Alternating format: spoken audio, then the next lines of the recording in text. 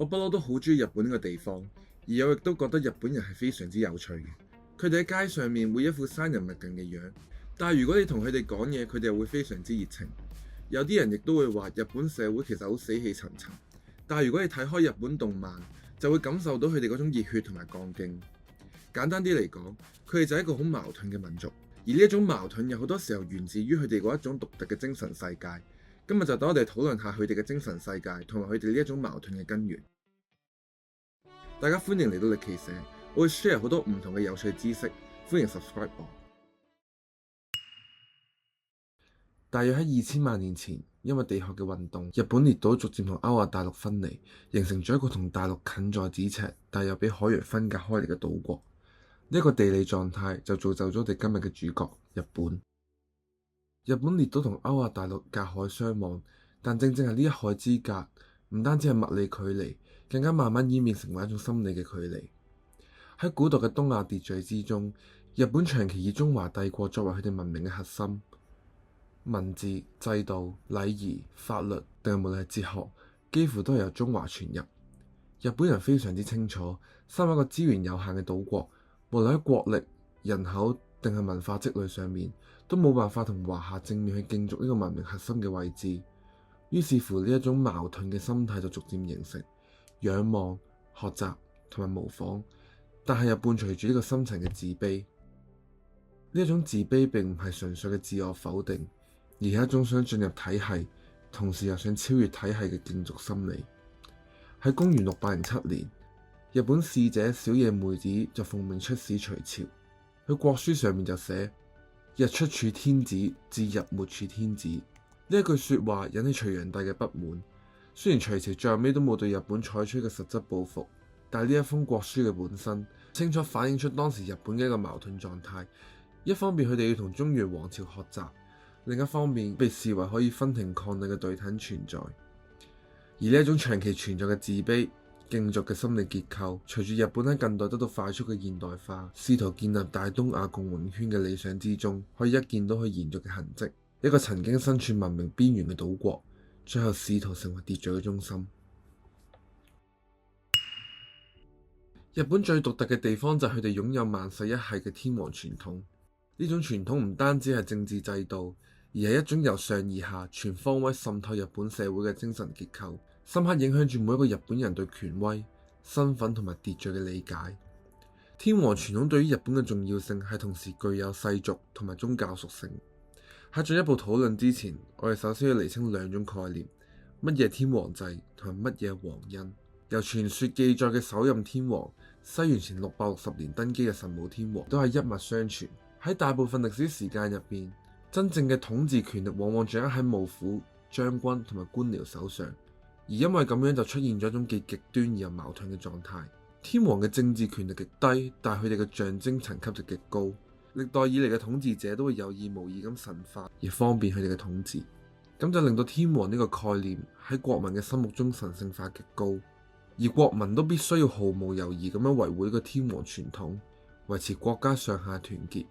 皇恩呢個概念就喺呢種結構之下產生。而講起皇恩，我哋就要講一本極具影響力嘅著作《菊與刀》。喺二戰接近尾聲嘅時候，美國軍方為咗探討應該點樣喺戰後管理日本呢個戰敗國，委託咗一位人類學家 Ruth Benedict 去研究日本人嘅文化同精神結構。Benedict 冇辦法進入日本做呢個實地調查，佢於是透過文獻、訪談同埋文化分析，完成咗呢一項研究。其後有人將相關嘅研究整理成書，就後來廣為人知嘅《菊與刀》。呢本書主要深入分析日本人嘅精神世界，了解佢哋點樣去理解秩序、責任，同埋點樣去看待嚟自天皇嘅皇恩。喺封建時代嘅日本，個人係基本冇辦法逾越既定嘅社會階級，但呢一種限制並唔一定被理解為壓迫，而係更加多會被視為一種理所當然嘅安排。而皇恩呢種概念就得以成立。皇恩並唔係實實在在嘅命令，而係一種由上而下嘅恩澤想像。你所擁有嘅身份，甚至你嘅存在本身，都係被理解為承受而嚟嘅。日本天皇所象徵嘅恩，並唔係代表平等交換，而一套並唔對等嘅道德債務系統，冇辦法選擇接受定係拒絕，亦都冇辦法真正償還。你可以做嘅，只係用你嘅一生去回應。所以咁好多日本人都會相信我要接受一切嘅安排，但又唔代表消極嘅喎。佢哋咁樣嘅諗法反而塑造咗一種全新嘅自我價值觀，而喺呢一種文化入邊，自我價值從來都唔係嚟自於個人嘅慾望，而係嚟自於你可以為更高嘅秩序去付出幾多。當了解咗呢個背景，有好多我哋本身冇辦法理解嘅事都變到係有跡可尋。日本人可以為神聖嘅對象犧牲自己條命，喺佢哋心目中呢一件事係非常之值得尊重。越願意犧牲自己嘅人就越高貴。所以嗰啲咩1億玉碎、神風突擊隊，我哋睇落去好唔人道嘅戰爭策略，佢哋嘅精神核心就係咁樣而嚟。好多日本人都認為締造大東亞共榮圈係一個神聖嘅任務，即使要掠奪侵略其他國家或者本國嘅人民死傷慘重，佢哋都會甘心接受。大家理解唔到係非常之正常。我相信全世界除咗日本人本身都唔會理解到呢件事。喺19世紀中葉之前，日本一直都係實行閉關鎖國政策，同外部世界交流係極其有限。直至歷史上著名嘅黑船來襲，日本社會先被迫面對一個殘酷事實：如果我哋再唔改變，就會俾時代淘汰，甚至係俾人殖民。於是日本就踏上咗一條高速現代化嘅道路。同隔離大清相對表面化嘅洋務運動唔同，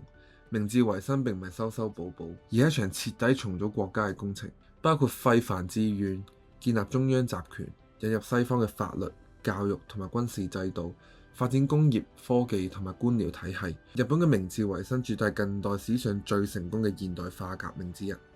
用咗短短幾十年就完成咗所謂嘅脫亞入歐。但如果我哋將呢個視角由國家 shift 到去人身上，歷史嘅進程就會呈現另一種複雜又矛盾嘅面貌。喺明治維新之前，正如我哋所講，大部分日本嘅平民都係活喺一個高度被安排嘅階級社會入邊。你係點樣出世，就決定咗你嘅一世係點。佢哋普遍唔會問，亦都唔會理，因為呢個就係嗰個所謂神聖嘅安排。但係隨住高速現代化，西方嘅理性思維、個人主義都同樣被帶到去日本。喺西方嘅社會，理性往往同個人選擇、懷疑權威、自我決定連接埋一齊。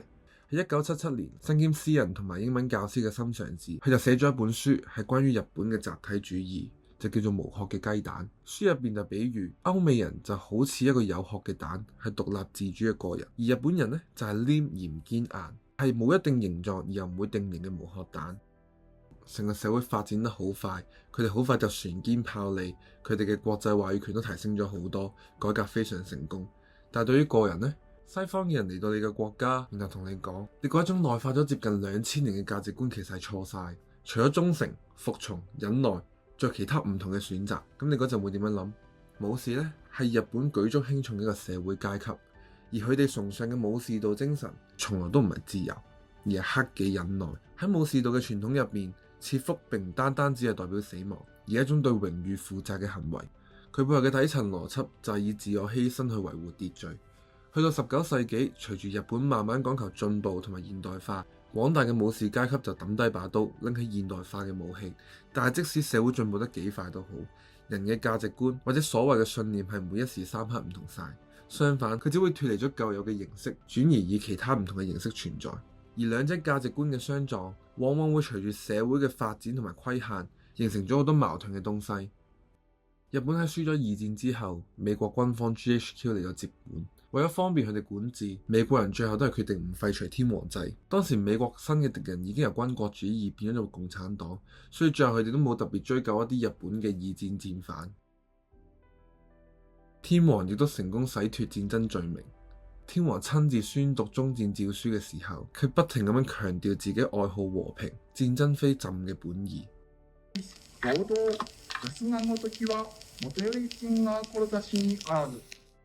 呢連串嘅舉動慢慢令好多人都相信，責任唔在體制，而係在於某啲過於急進嘅人。戰爭成因追究嘅唔完整，除咗令日本人冇辦法睇清成件事嘅原貌，仲令佢哋從此對負上戰爭責任呢件事嘅態度非常曖昧。日本就喺呢一種狀態入着咗現代。依家日本社會已經完全現代化，但呢幾種矛盾嘅影子就好似打風都打唔甩咁，扎根咗喺每個日本人嘅心入邊。上面同大家分享嘅係啲構成日本人精神世界嘅核心特質，但每一個社會民族都唔會淨係得一面。民族性就好似個光譜咁，有忠誠，有服從，亦都有自我，有矛盾。而一啲特質之間會互相影響、互相拉扯，先會塑造咗一個完整嘅民族人格。所以下次當有啲人想用一啲偏激嘅新聞、煽動性嘅文章去定義一個民族嘅時候，咁你就要諗下呢個人係咪別有用心啊？